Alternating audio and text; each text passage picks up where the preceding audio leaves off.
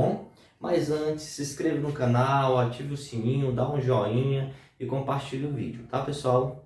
E o que seria o princípio de Pascal, tá bom? O princípio de Pascal ele é estudado na hidrostática, tá bom?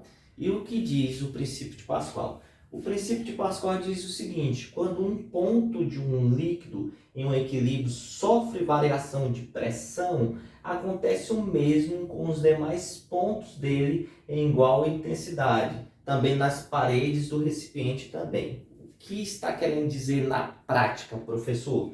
Vamos lá.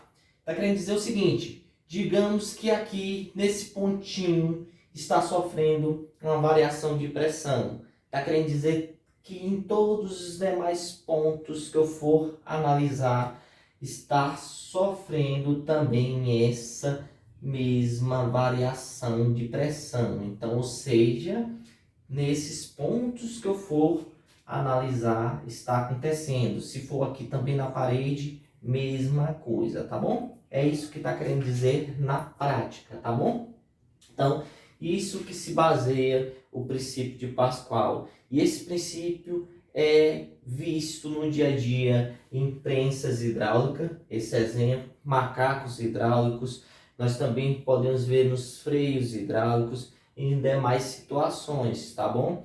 Você pode ver que se você, quem tem um veículo, ou seu pai tiver um veículo, quando é levado em uma oficina lá, o veículo é colocado em uma determinada parte, sobe lá, tudo. Tem então toda uma análise. Vamos ver esse princípio Pascal na prática. Eu disse o seguinte: imagine que aqui eu tenho uma pressão que eu vou chamar pressão P1, tá? Perceba que cada ponto desse eu posso dar um valor dizendo assim, chamar pressão P2, pressão P3, tá? É importante que você entenda. Pressão P4, pressão P5, pressão P6, pressão P7, pressão P8, eu posso botar P9, aqui P8 aqui, P9 e pressão P10, tá? O que eu estou querendo dizer na prática é que todas essas pressões são iguais. Estou querendo dizer para vocês que a pressão P1 é igual à pressão P2, é igual à pressão P3, é igual à pressão P4, vai pá, que é igual à pressão P10, tudo, tá? Tudo na prática. Estou querendo dizer isso. E o que é a pressão em si de maneira matemática? A pressão nada mais é que força sobre área. Então a pressão é força sobre área, tá bom? Então vamos lá analisar esse princípio de Pascal de uma maneira equacional. Vamos equacionar para que a gente possa entender melhor. Está querendo dizer, observa que aqui eu tenho uma área que eu chamei de A1. Vamos dizer que essa área seja a área A10, tá? Perceba que essa área é menor do que essa área. Então, na análise do princípio de Pascal, as áreas são diferentes. Área A1 diferente de área A10.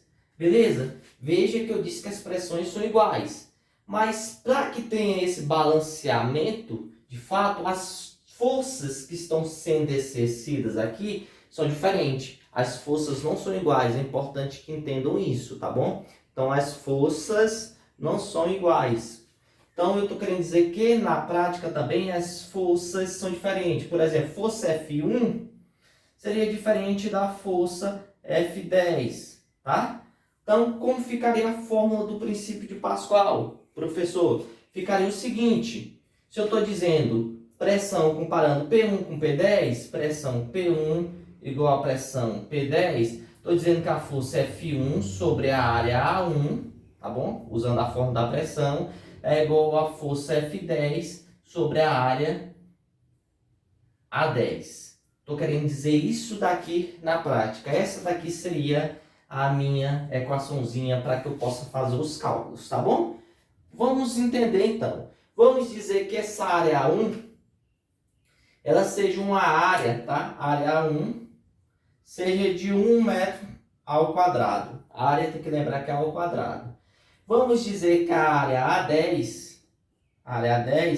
seja 10 metros ao quadrado. Então a área é 10 vezes maior que a área 1, tá? Isso daqui eu estou dando um exemplo, tá? Não significa que tem que ser 10 vezes, tá?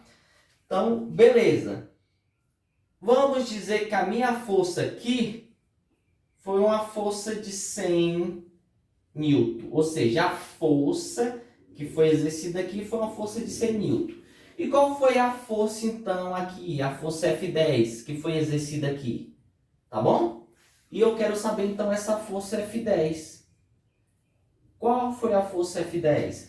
Vou usar essa fórmula. Se a minha F1 é 100, vou botar 100 newton sobre 1 metro ao quadrado, área 1, é igual a, não sei, a F10, estou querendo, mas eu sei a área 10, que é igual a 10 metros ao quadrado. Não é porque está o nome área 10 que significa que é 10 metros ao quadrado, tá?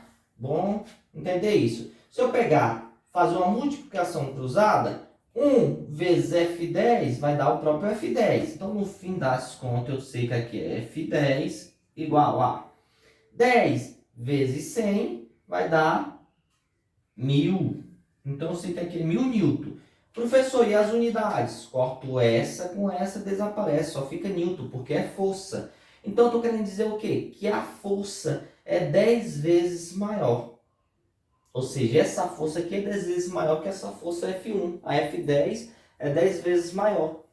É importante compreender o seguinte: quanto maior a minha área, consequentemente, maior será a minha força. Isso é importante. Então, quanto maior a área, maior também será a força. Então, vamos lá, reforçando. Mas, perceba que a pressão P1 e a pressão P10, elas são iguais. No texto está dizendo, quando um ponto de um líquido em um equilíbrio sofre variação de pressão, acontece o mesmo com os demais pontos dele, em igual intensidade. Pode ser também nas paredes do recipiente, mas as áreas e as forças são diferentes. Vamos comprovar que a pressão é a mesma? Imagine o seguinte, eu já sei que F10 é igual a 1000. Se eu usar essa mesma fórmula, ó, 100 newton, tá? Ó, 100 newton, perceba, F1, área 1 metro quadrado, igual, aqui seria 1000 newtons que eu achei, sobre 10 metros ao quadrado.